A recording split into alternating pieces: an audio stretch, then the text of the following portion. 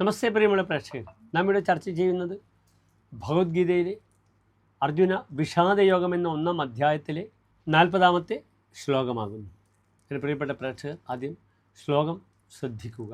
കുലക്ഷയേ പ്രണശ്യന്തി കുലധർമ്മ സനാതനാഃ ധർമ്മേ നഷ്ടേ കുലം കൃഷ്ണം അധർമ്മോഭിഭവത്യുതാ.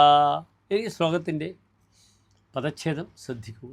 കുലക്ഷയെ പ്രണശ്യന്തി കുലധർമാഃ സനാതനാഃ ധർമ്മേ നഷ്ടേ കുലം കൃഷ്ണം അധർമ്മഃ അഭിഭവതി ഉദാ. ഇനി ഈ ശ്ലോകത്തിൻ്റെ അന്വയം ശ്രദ്ധിക്കുക.